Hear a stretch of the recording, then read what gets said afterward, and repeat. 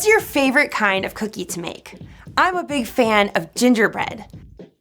I love turning out the exact same shape over and over and over and over. You don't even have to be an artist to make gingerbread cookies come out just right.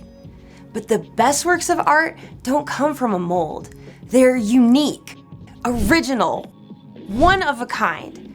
And the greatest work of all time is you. God made you to reflect a little bit of who He is to the world around you. But He made you to reflect Him in a way that's entirely different from your brother, your mom, your neighbor, or even that popular kid at school. God made only one you, and He made you on purpose. No one else in the entire world can fill that perfect spot He crafted, just for you. And when you discover who God made you to be, you can make a greater difference in this world than you could ever imagine. That's why individuality is an amazing way to worship God with your life. Because worship is about more than just singing loud. It's all about living loud.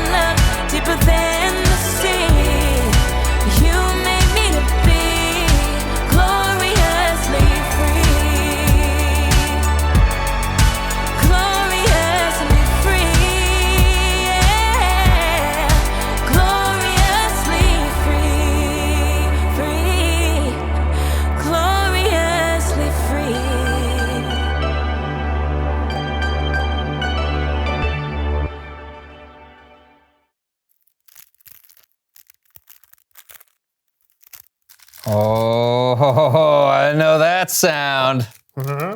Ah. Want some? Do I? Yeah, I mean, do you? Yeah, I'd like some.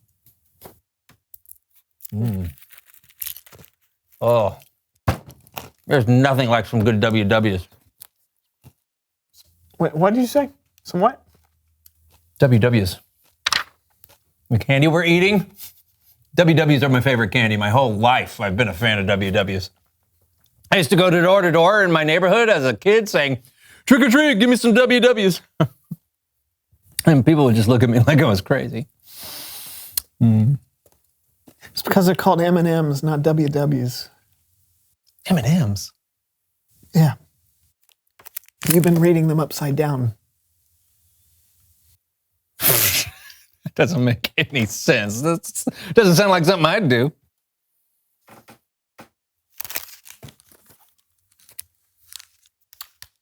Hey, wow, this is easier.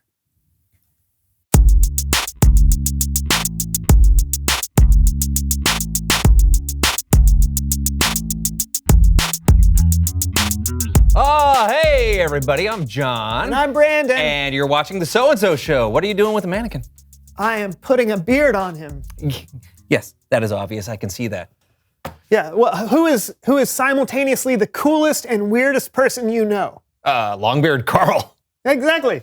What does that have to do with the mannequin? Oh, well, I've been thinking that me and you are pretty good hosts of this show, right? Thanks. But we're not perfect. Okay. We can't possibly be the best hosts ever because we have too many flaws. Speak for yourself. But what if I took the parts we like from different people and made one ultra super host? Wait. So, the mannequin's going to take my place? Come on, it'll be great. Okay, let's see. We have Longbeard Carl's beard, right? We've got Taco Cat T. Taco Cat spelled backwards is Taco Cat. Right. Next, I need. Taco Cow spelled backwards is Woko Cat. I think that our co-host would have an excellent singing voice. Well, I wonder. Ooh, I know. Our good friend Fred. Eating my tray of lasagna, but I want to give you a big thank you for that big tray of lasagna. Lasagna! that was beautiful. This should remind us. How could we ever forget? Okay. Our host should be wise, like Kellen. I wish I were wise like Kellen. Wait, why are you putting... Oh, I get it, because wisdom is like brain smarts that comes from your heart. Ah, it's very wise of you, John. Really? Yeah, we all have our moments. Oh, yes, we do. Let's see. What else would make a perfect host? Lasagna! No. Good listening skills. You know, like our friend Leonard. Did someone say ham? I'm a good listener. Hey, say anything to me, I'll repeat it back to you word for word. Focus is important. A super host would never get distracted. Focus is important. A superhost would never get distracted. Oh! There we go. Now, it just needs one more thing. I know. You think you can outfocus me? Huh? Look at me when I'm talking to you. Look at me. You're outfocusing me. Okay. A super host should be funny and uplifting. Oh, wow! Great work, Brandon. All right, thanks. Time to test it out. Oh, what do you need me to do? I'll do anything you need me to do. You're good, kiddo. All right, I'll be right back. Okay. You need some help? No, I got it. Well, he looks You're like... good. I can help you. I really could. Oh.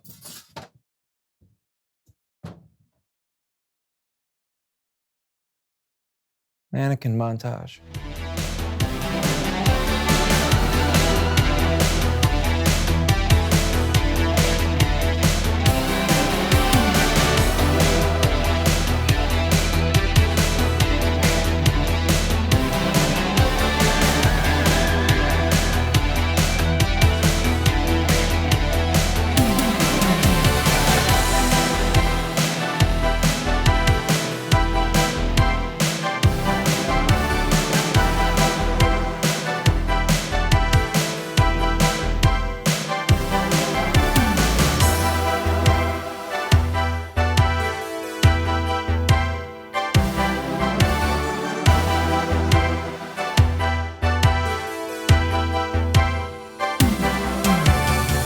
Hey, finally decided to come back to the show, huh? Yeah, I think our super host is ready for phase 2 of his training. What's that?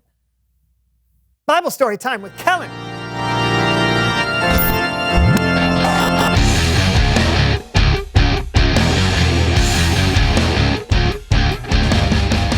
guys, Hey, Kellen.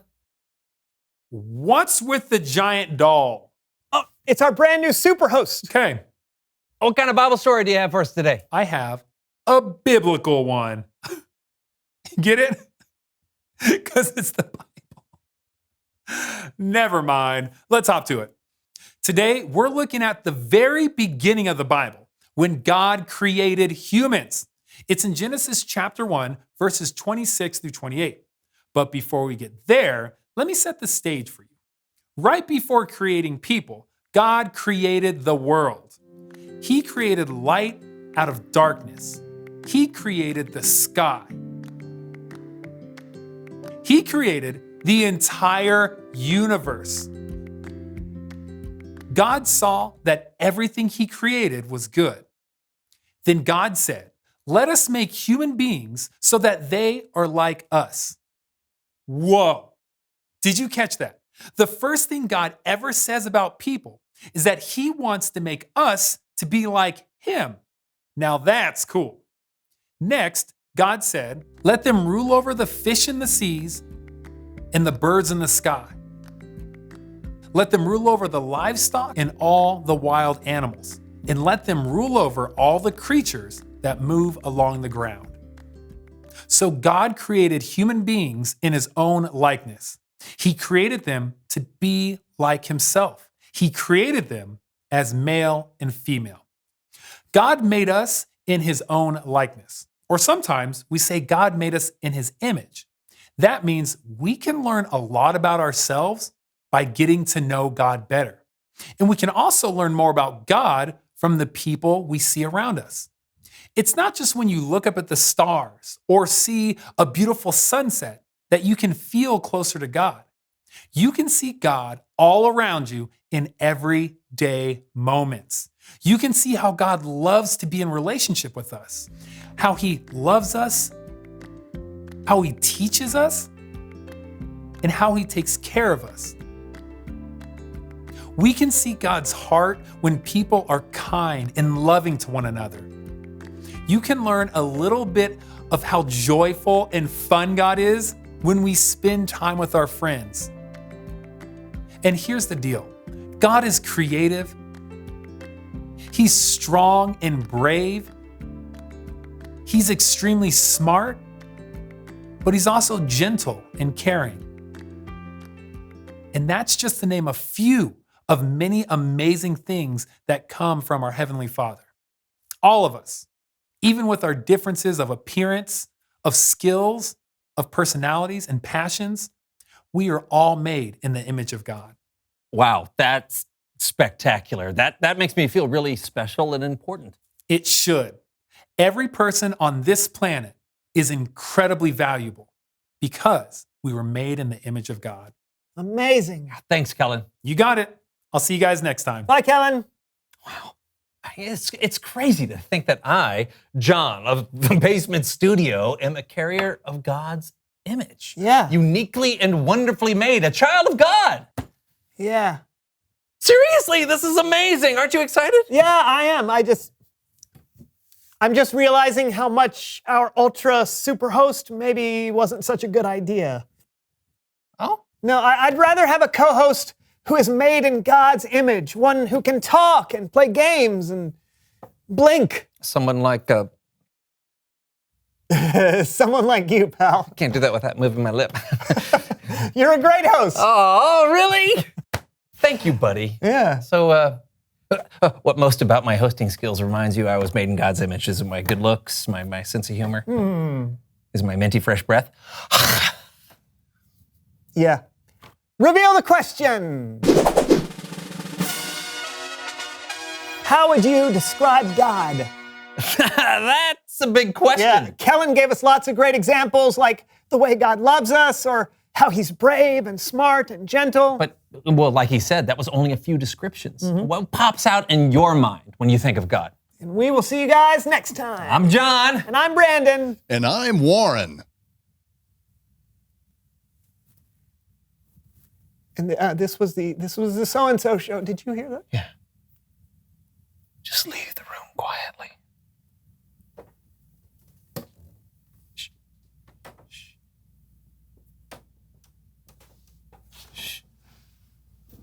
go sideways. You're gonna have to pick me up. Where are you going? Hey, Brandon, check it out. Look at my blinking. Pretty good, huh? I can't find my glasses, though. Do you know where they are? Brandon, come on. You know I can't see anything without my glasses. Buddy, come on. What's wrong with you? Come on, we just talked about being created in the image of God, and you're being rude. God's not rude, come on. And I'm Warren.